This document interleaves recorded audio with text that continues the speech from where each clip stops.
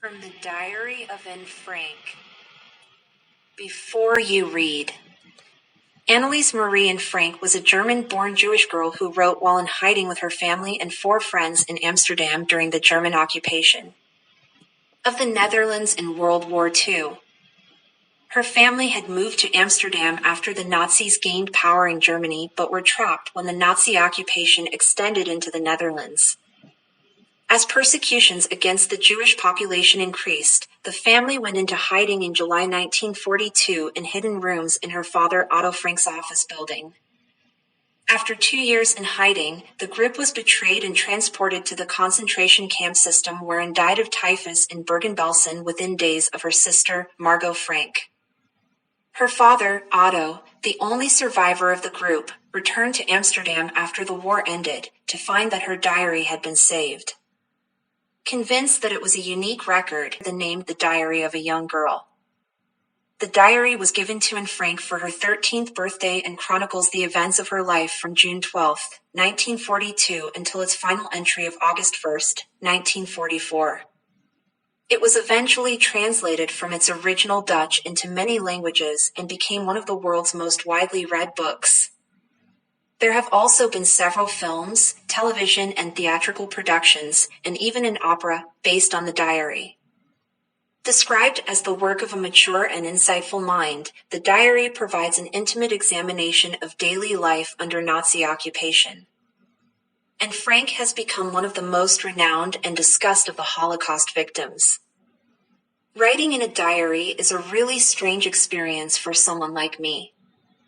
Not only because I've never written anything before, but also because it seems to me that later on neither I nor anyone else will be interested in the musings of a 13-year-old schoolgirl. Oh, well, it doesn't matter. I feel like writing, and I have an even greater need to get all kinds of things off my chest. Paper has more patience than people. I thought of this saying on one of those days when I was feeling a little depressed and was sitting at home with my chin in my hands, bored and listless, wondering whether to stay in or go out. I finally stayed where I was, brooding.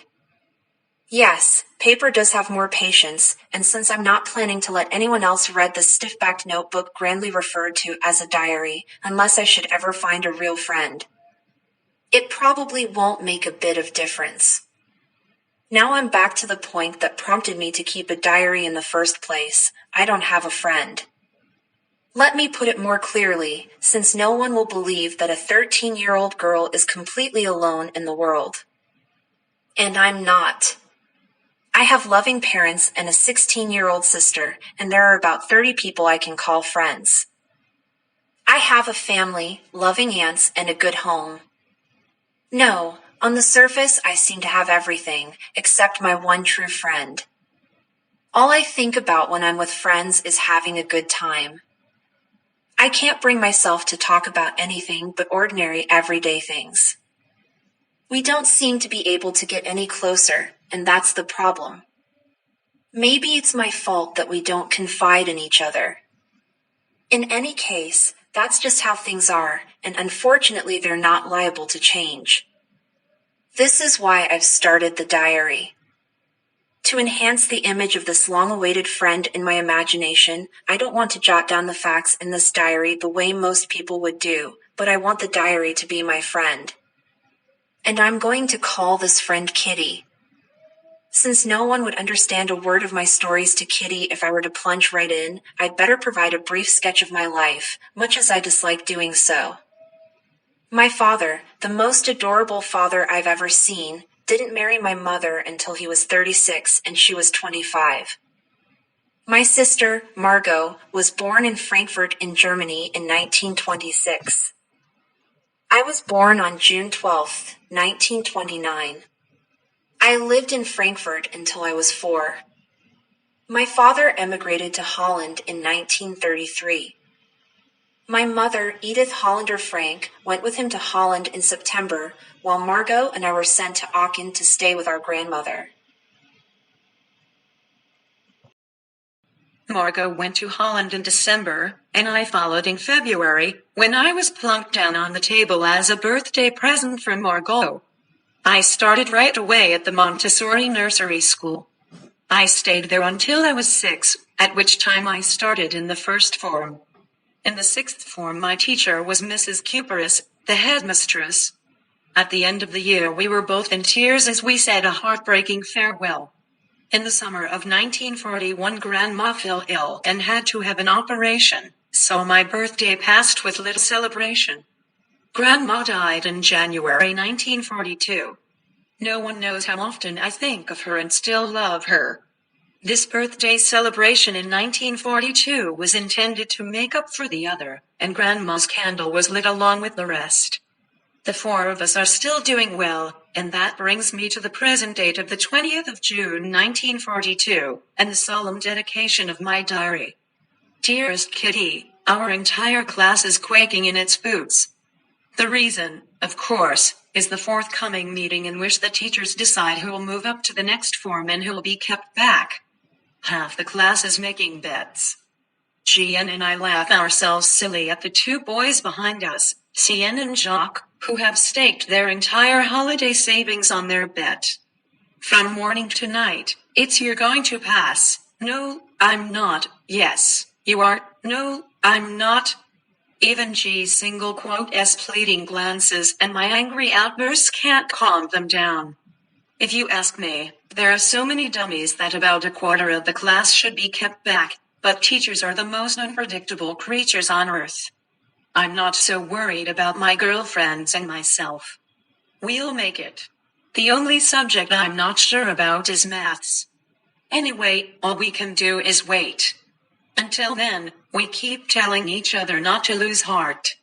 I get along pretty well with all my teachers. There are 9 of them, 7 men and 2 women. Mr. Kiesing, the old fogey who teaches maths, was annoyed with me for ages because I talked so much. After several warnings, he assigned me extra homework. An essay on the subject, a chatterbox. A chatterbox? What can you write about that? I'd worry about that later, I decided. I jotted down the title in my notebook, tucked it in my bag and tried to keep quiet. That evening, after I'd finished the rest of and that I would do my best to keep it under control, Mr. Kiesing had a good laugh at my arguments, but when I proceeded to talk my next lesson, he assigned me a second essay. This time it was supposed to be on an incorrigible chatterbox. I handed it in, and Mr. Kiesing had nothing to complain about for 2 whole lessons. However, during the 3rd lesson he'd finally had enough. And Frank, as punishment for talking in class, write an essay entitled, "Quack, Quack, Quack," said Mistress Chatterbox. The class roared. I had to laugh too, though I'd nearly exhausted my ingenuity on the topic of chatterboxes. It was time to come up with something else, something original. My friend, San, who's good at poetry, offered to help me write the essay from beginning to end in verse, and I jumped for joy.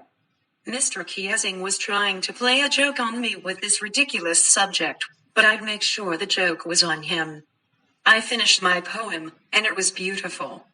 It was about a mother duck and a father swan with 3 baby ducklings who were bitten to death by the father because they quacked too much.